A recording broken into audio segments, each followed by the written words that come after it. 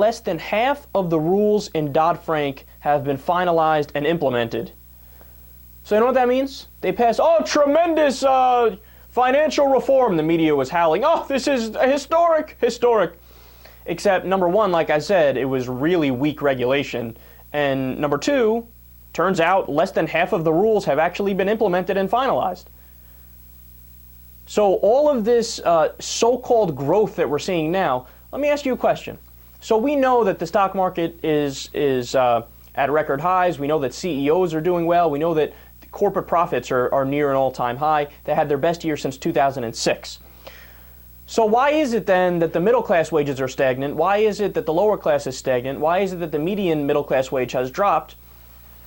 Why is that? I thought it was a recovery. I thought we're all doing better. It's because the stock market is not an indicator of how well the entire population is doing. It's an indicator of how well the rich and the elite are doing.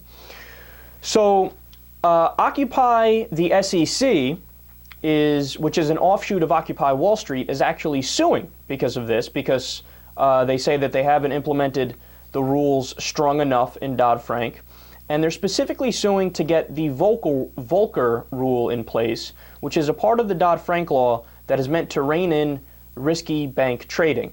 So their argument is one that's very straightforward, and I think it makes all the sense in the world. They say, listen, so our money is in all these big banks, right? And as long as these big banks are able to make absurd bets with my deposits, then this is my business. And I got to look after my money, so I'm suing you guys to get these rules in place and try to regulate these guys and save them from themselves, leading us to another crash. So you want to know just how true their argument is that, look, it's a risk that these banks aren't regulated. You guys want to take a guess as to how big the derivatives market is, which could possibly be the next area that the next crash comes from? Just guess, pick it in your head. What do you think? Is it $50 billion? Is it $100 billion? Is it $2 trillion? How big is the derivatives market, and why is it such a potential problem? The derivatives market is $1.2 quadrillion. That number's so large, I barely know how to explain it. That's $1,200 trillion. That's 20 times the size of the world economy. Now, I'm not an economist, and I'm not an expert, but I have read my fair share of economic articles, and I do have I would say, a better understanding than your average American does. That's not sustainable. And if anything goes even slightly wrong with these casino capitalist bets, you can bet the whole world economy is in trouble.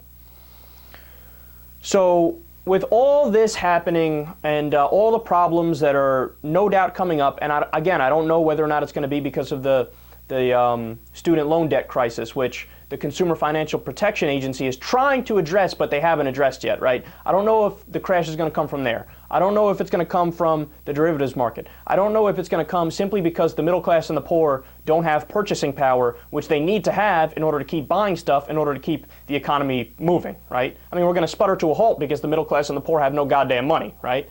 I don't know what area we're going to have the next economic crisis from, where it's going to stem, but I can guarantee you it is definitely coming. And by the way, last thing, and then we'll move forward here. Think about this. We didn't even consider reinstating a law called Glass-Steagall after the crisis of 2008. Now, Glass-Steagall is a very simple law, it's a very powerful law, and it was a very effective law. And what that law did is we put it into place after the Great Depression. It was in 1933. In fact, the technical name is the 1933 Banking Act. And what it did is it said, hey, wait a second, we can't have commercial banks merge with investment banks. We can't have commercial banks make the risky investment banking bets, because commercial banks need to be more stable than that. And what Glass-Steagall did was it put a firewall between the two. It said, hey, you can't marry these two together. They have to be separate. Well, that was repealed under Bill Clinton, the corporatist Democrat. And it was exacerbated even more under George W. Bush by more deregulatory policies, and it hasn't been reversed by Obama. It wasn't even brought up as part of the discussion. Well, actually, you know what? That's not fair. Maybe there was one Democrat who offhandedly brought it up, but he was laughed out of town in Washington because they're morons in Washington and they're corrupt, right?